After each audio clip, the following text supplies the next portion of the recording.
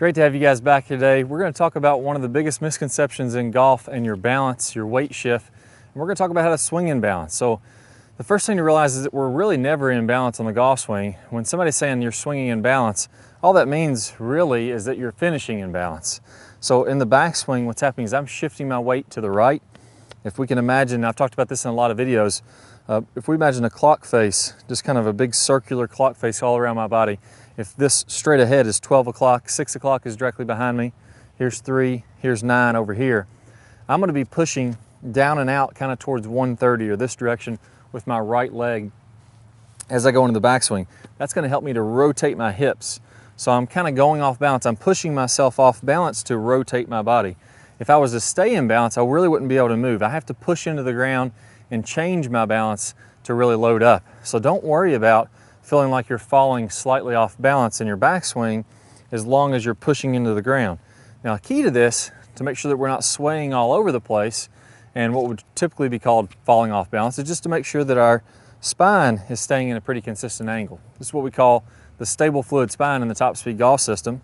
And in a nutshell, all I'm going to do is I'm going to go ahead and bump my body slightly away from the target. If you can imagine, this is my spine angle. I'm going to let that bump forward until that's lined up with the inside of my left leg. And now from here, as I'm bumped back slightly, now my spine angle is tilted away from the target. Now again, I'm going to push out and away, get those hips to rotate, get those shoulders to rotate, make that good power turn like we teach in the Top Speed golf system, and I'm staying slightly angled away from the target. So I don't want to let my spine angle change. I don't want to let it fall over here in my backswing, whereas as I make my backswing, I do this. Now I've got a reverse pivot and I'm going to tend to fall back to the right. Again, falling too much off balance or moving around a little bit too much. So that's the first key there.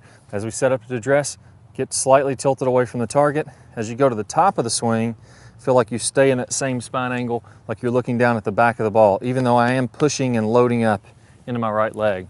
Now in the downswing, here's where it gets a little bit tricky. Most people say, well, I want to stay in balance. You've been told I got to get to my left leg. I got to get stacked. I got to get posted on my left leg. And oftentimes what happens is we get all the way over here, we're stacked up on this left leg, and now we don't have a lot of power from this position. We're too far forward and we can't rotate through there. We feel like we're really trying to go with everything we have, but we don't have a lot of speed.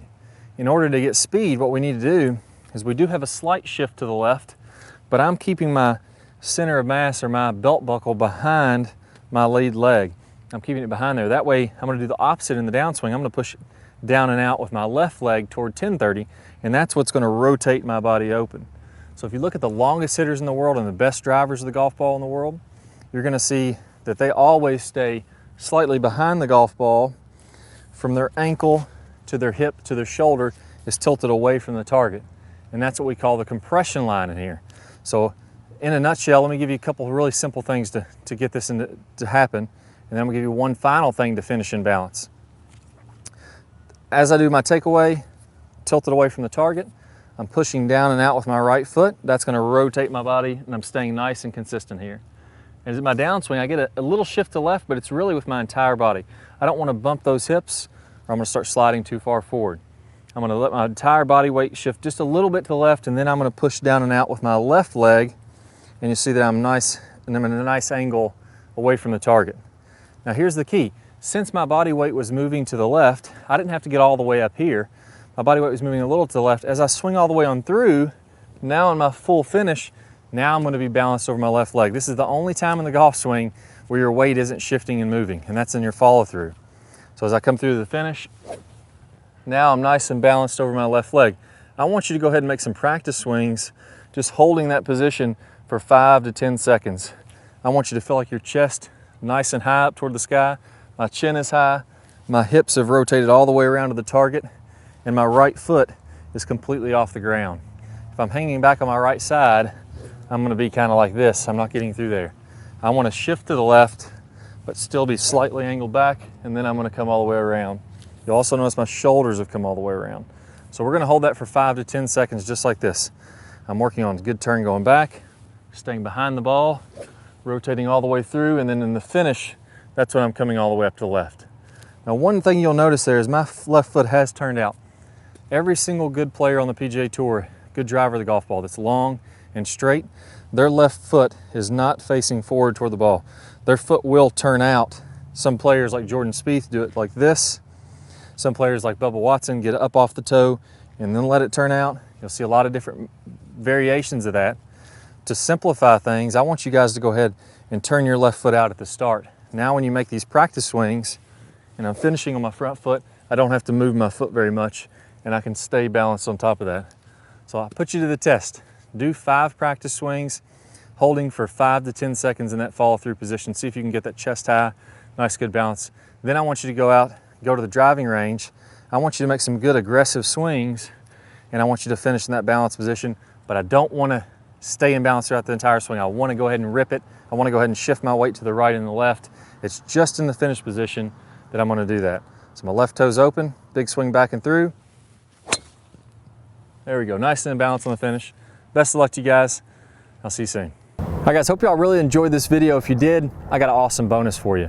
We all want lots of lag in our golf swing. It's so crucial to have tons of lag to be able to get that high club head speed and to be able to drive it past your friends. I'm gonna play a preview from one of my most important golf lag videos. If you're on a desktop device, you can go ahead and click the link that pops up on your screen. If you're on a phone or a tablet, you go ahead and click the iCard and you're gonna get instant access to that video. Plus, you're gonna get instant access to 5 videos from our Top Speed Golf system. Good luck to you guys. Go out there and rip the ball. Hi guys, and welcome back. I'm Clay Ballard, and in today's video we're going to talk about one of the absolute worst drills for creating lag. It's a very common drill that I see, and in this drill what we're going to do is we're going to set the wrist very early to create an angle of lag, and then we're going to try to hold this throughout the swing. It's one of the worst things that you can do to build lag. I'm going to talk about the science behind why this is the case, and I'm also going to give you a great drill to help you improve your lag, all in this video. Let's go ahead and get started. If I do it this way versus holding that position, exact same thing happens when we're building lag in the golf swing. So what we want to do is throughout the swing, I want to have a very low and wide takeaway. So I'm not going to set my wrist early at all.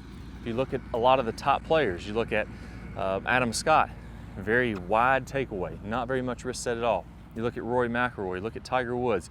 All these players are using a wide takeaway and not getting very much wrist set, so that later in the swing, as we start down, we can increase this wrist set, and we're really only going to max out this angle of lag for a split second in the downswing. Okay, so a 3-step drill here. Now, as we get started with this, I want to remind you that the fulcrum in this golf club for getting a massive amount of lag is right at the end of the golf club. This is where I want my hinge point to be.